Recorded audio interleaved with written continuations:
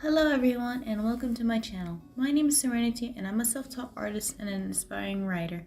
In today's video, I want to talk about my favorite trope in fiction, the character redemption arc.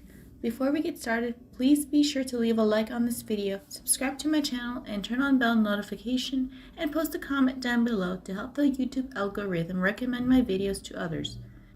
With all that out of the way, let's get creative. As I mentioned in the intro, character redemption arcs are one of my top favorite tropes in fiction.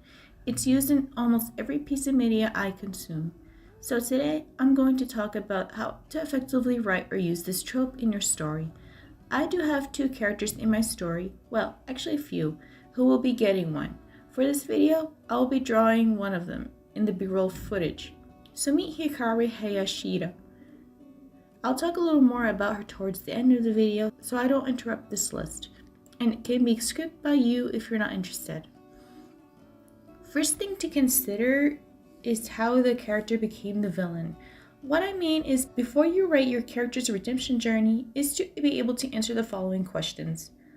Were they possessed by an evil spirit, some of the magic powers, or a magical powerful object, like Jalal from Fairy Tale? Were they brainwashed by someone by being told things and thinking in a certain way? Zuko from Avatar: The Last Airbender can fall into this category somewhat, since he, like many other Fire Nation citizens, were told to believe a certain way because of propaganda. Propaganda isn't the only method of brainwashing, but it is one easy example of brainwashing. Another example would be conditioning someone to follow orders, even through specific trigger words, like Bucky, aka the Winter Soldier from the Marvel Comics, after being brainwashed by Hydra. Were they manipulated by someone higher than them in the hierarchy of evil, like most of the antagonists and baddies in Naruto, or Anakin Skywalker, which made him become Darth Vader in Star Wars? I know brainwashing and manipulation may seem like they're almost the same thing, but the difference is that the former is forcing people into believing something to be true, while manipulation is orchestrating events that will eventually make someone turn to villainy. Did they willingly go down a dark path because they were naturally bad or always had evil tendencies? Especially when it comes to serial killers and would-be serial killers. Were they bullied, hurt, or victims of something bad that twisted and warped their minds and made them do the same or worse unto others? Whether it's minor or go into even greater extreme, that makes them full-fledged criminals. Number 2, how bad were their actions? Once you figured out what kind of villain you're writing, here's what to consider. Do they deserve forgiveness, salvation, and a second chance? Or should they just go to jail for all eternity? How long should they be punished for their transgressions, ranging between how bad and heinous their crimes are? How do other characters, especially the victims, in the society or anyone really, see them, especially after being defeated, caught, and punished? Would the characters make the effort in thinking about forgiving that person if they've begun to earn it? Is the former villain able to prove their actions to everyone? Have they genuinely felt remorse, sorrow, and regret for all the wrong things they've done? Depending on what's been done or the degree of how antagonizing a character was, determines whether a redemption arc is deserved. Different media have done redemption arcs to different degrees of success or failures. How you handle the writing makes or breaks this trope for your character and story. Also, keep in mind that not all characters should and deserve a redemption arc. Point number 3, a character needs to earn a redemption arc and forgiveness. Going back to our previous point.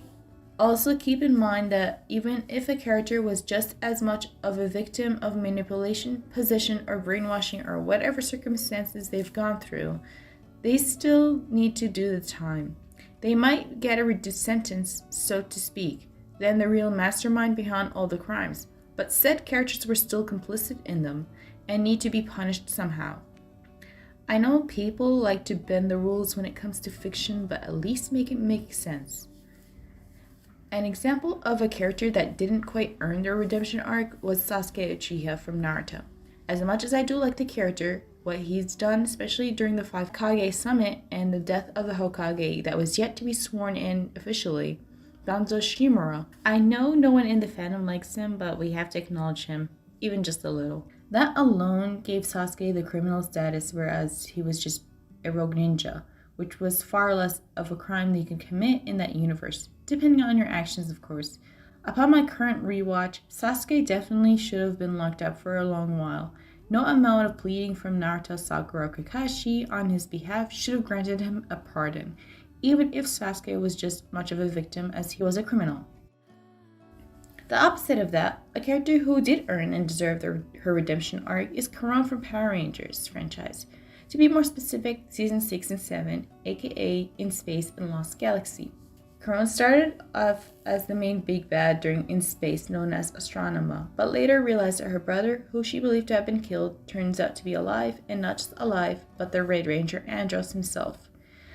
As a child, Karan was kidnapped and raised to be evil, training all her life since then to fight and conquer in the name of evil. The comics expand on this and even bring up some pretty dark stuff, but I'm not going to get into that. About halfway through In Space, she struggles between her two identities and she's almost forgotten about her true self. Of course, there were doubts from the remaining members of the Ranger team, but her actions proved to them that she was genuinely sorry for all she's done. Unfortunately, things get worse from there as the main baddies want her back and they succeed. Through a trap they had no choice in falling for. She gets some implants that block her emotions, making her even more evil than before. As evil as a kid's show can allow, of course. Well, eventually she gets defeated.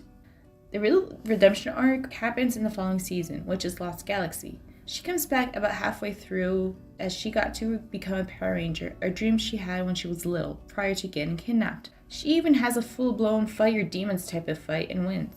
It closes the book on her redemption arc, cementing her place on an ever-growing team of Power Rangers. She's already earned it before, and it's deserved, but this is the icing on the cake. I'm sorry this point took as long as it did. I just need to kind of explain this. Number 4.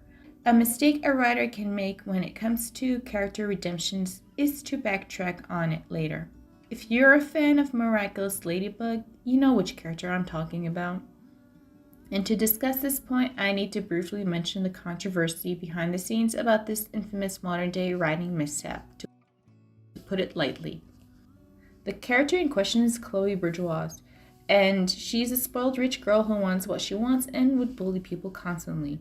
She's often the reason why a lot of the cast, aka her classmates and teachers specifically, and anyone who usually interacts with her, got akumatized.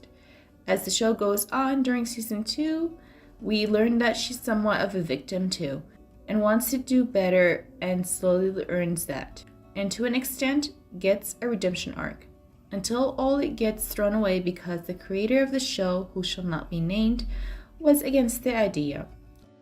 The character is based on a bully from his childhood, and in his eyes, characters like that never deserve to be redeemed. This in turn ruined all the build-up Chloe got and regressed her back into an irredeemable character. Side note, guys, it's fine when you get inspiration from people you know, whether good or bad, and create characters based on them, hopefully as loosely as possible, but don't let your personal feelings get in the way of writing. I'm just going to leave it as that. Conclusion. And like I said earlier in this video, I'll talk briefly about my character Hikari Hiyashida. Hikari will start off as a bit of a mean girl and a bully at the beginning of the story, but will get a dish served so cold by the people that she considered friends, leaving her to reflect on many of the things she's said and done to others, especially to the main cast, who were her former friends before dropping them when befriending the two girls she was friends with. It takes time for them to forgive and trust her, even in spite of the fact they need to work together to save the day from evil. Fun fact, her original name was Daisy. I can't remember what last name I originally gave her, but when I did some redesigns, I decided to change her so she was given the name Hikari, which means light in Japanese, which is fitting for her arc. I've also been playing around with the idea that she makes her friends call her Daisy as an homage to the original name choice. I'm still debating and thinking of a meaningful enough reason to include that. The other day I tried to record a video process of me drawing my character Hikari from my story crypt placeholder name, but because of technical difficulties, the recording did not save properly and I could not use it, and I had to re-record another drawing But here's the original drawing here. It's time like these where I wish Photoshop did have an built-in recording where I can save the process as a video, just like Ibis Paint, Clip Studio Paint, several other painting programs that you can fall back to in times like this. I hope you enjoyed this video and benefit from the tips I've mentioned. Tell me what your favorite character who got a redemption arc. I would have loved to talk about more characters, but this video would have been much longer than it already is. Maybe one day I'll do a top 10 list of redeemed characters. I don't know. Anyways, bye for now, creatives.